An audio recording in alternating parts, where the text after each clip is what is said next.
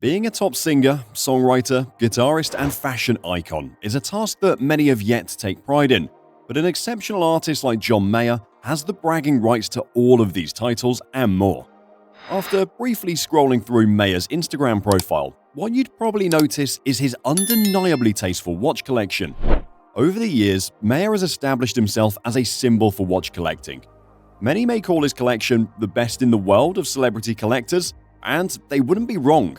No matter what the era, Mayer has always found himself on the front pages of the watch collecting world.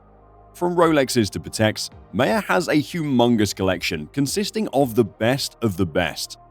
He also takes undeniable pride in his collection, often partnering with brands to create unique pieces that become widely popular. He even has numerous custom watches that have become symbols of just how great he is when it comes to watches. So for those watching, today's video is all about some of the best watches in John Mayer's collection, his history with watch collecting, and an attempt to definitively answer the question, is John Mayer truly the king of watch collecting? What makes John different from other watch collectors is his attitude. Despite having a plethora of the world's rarest and most expensive watches, Mayer tends to equally love watches that are mass-produced and on the cheaper side. During his childhood, Mayer had a thing for Casio watches, particularly the 89 Twin Graph. According to a Facebook post by the singer, he used to stare at the watch while attending classes in middle school to pass the time. To quote Mayer, "I used to play a game called Close Your Eyes and Guess When It's Been a Minute." He still owns a Twin Graph, but it's uncertain whether it's the same one from his middle school days. His love for Casio goes far, to the extent that Mayer, Hodinkee, and Casio collaborated on a G-Shock that John has been seen sporting on many occasions. John's first luxury watch was a Rolex Explorer. My first great watch was a Rolex Explorer 2.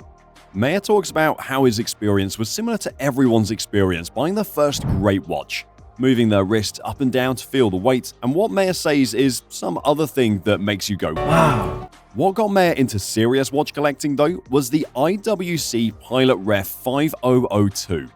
In his interview with Hodinkee, Mayer geeks out about the watch's mechanical abilities, specifically how fast its time-setting function is. He also proudly declares that between 2002 to 2005, he wore this watch every single night when he was on stage. Clearly, John has an eye for detail, and showboating isn't the reason he loves watches, but rather the components inside that make the watch special. Though variety is the name when considering Mayer's watch collection, he has a collection mostly consisting of Rolex, Patek Philippe, and Audemars Piguet pieces. Of course, like any other watch collector, John recognizes the prestige and unbeatable quality of these three brands, and his choice of models is very, very tasteful. Starting with his AP collection, John's collection shows his appreciation for the Royal Oak lineup, given that all of his AP pieces are variations of what may be the brand's flagship model. Since it would take a long time to look at all the different Royal Oaks in Mayer's collection, let's focus on his most interesting pieces. First up is the AP Royal Oak Ultra Thin Tourbillon, reference 26516 PT. Contrary to the traditional Royal Oak watches that have historically taken the focus away from the movement, this piece places a beautiful tourbillon at the 6 o'clock mark that makes a full rotation every 60 seconds, placed inside an extra flat case. The watch has a fully platinum case and bracelet, and Mayer's version contains 32 baguette-cut diamonds on the bezel, totaling 3.02 carats. The 41mm case features a smoked flume dial with a beautiful petite tapisserie design that produces a smoky effect that becomes darker on the edges. This piece currently costs approximately $350,000 on the secondary market. Next up is a Royal Oak version that many of you probably never expected to see. On July 9th, 2022, John Mayer posted himself wearing a Royal Oak Offshore Music Edition in white gold, a watch released last year that knocked the socks off AP fans. Mayer sports the large 43mm version with harmony-cut gemstones that include rubies, sarvarites, and different colored sapphires. The dial features the signature Royal Oak tapisserie design with a twist. The colored rectangles mimic a VU meter, similar to the ones seen on equalizers. In true AP fashion, this isn't the only music-inspired design choice on the watch. The crown guards are shaped like faders on a mixing console and have track engravings next to them on the case. Even the center links of the bracelet are reminiscent of the knurled feature found on the ends of a cable jack.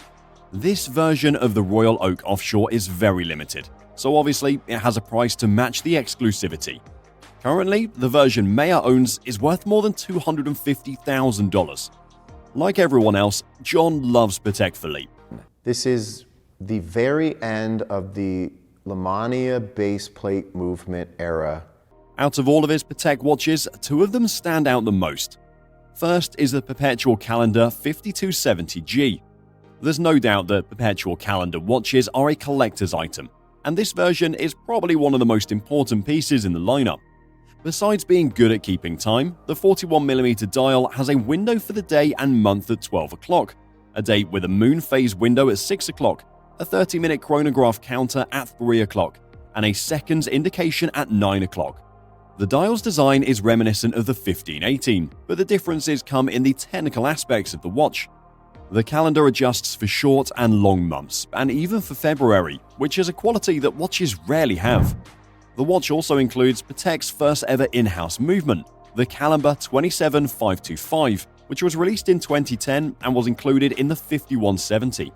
Why this movement is especially exciting is the fact that it is the world's thinnest split-second column wheel chronograph movement. With a white gold case and opaline silvered solid gold dial, the 5270G costs $170,000 on the market. Among all of his other flashy Patek watches, Maya also has a seemingly unassuming piece that is actually one of the rarest Nautiluses in the world, the 5111/1A-014. Released in 2021, this green dial variant of the Nautilus 5711 is a sight to behold. Even though it doesn't look that impressive at first glance, a deeper inspection shows that the watch includes several details that place it above the rest of the crowd. The bezel has 8 distinct facets that reflect light and make the steel case look less plain. It is also finished with brushing in a way that distinguishes it from the case and bracelet. The left side of the case protrudes as a way to balance the crown on the right side, creating a visually satisfying feast for the eyes. The crown guard slopes down and the bezel lines flow through the bracelet. Though it may not seem a big deal that the watch has a green dial, it's actually what makes it so rare. This isn't a color Patek usually uses, so owning a watch like this definitely puts you in a club of watch collecting freaks. This is why the watch currently costs almost $400,000 on the market, and it will probably only increase further in the future. Maya has many fascinating Rolex pieces in his collection, including a rainbow Daytona similar to the one Ed Sheeran wears, 2 Paul Newman Daytonas that are incredibly expensive, and a rare Daytona reference 116500. After his second interview with Hodinkee, his appreciation for the green dial Daytona literally led to the watch being referred to as the John Mayer. The green dial gold Daytona is still out there, still floating around, and it's the future thing that I think people are going to go, why didn't we know? What stands out from the others, though, is his custom Bamford Daytona. Bamford is a highly recognizable customizer in the industry, and they made numerous custom Rolexes in their heyday until they were bought out by LVMH. Now, the company only deals in watches under LVMH, and that's why coming across a Bamford customized watch is really difficult. The one in Maya's possession has been given a glossy PVD treatment and a baby blue dial. Since such a piece is so hard to come by, there's no certainty in how much it can cost. A seller online listed it for $40,000, but it can probably be sold for a lot more. From the early years of his career, John Mayer has truly proven himself to be a watch collecting connoisseur. The pieces in his possession contain many watches that look expensive, but there are many more that are more subtle in their prestige. Mayer obviously has a good eye, and whenever he discusses his watch collection, there is a genuine gleam in his eye. His attachment with watch collecting will probably continue till the day he dies, and that means he's going to be showing off many more watches in the future, probably surpassing his already solid collection.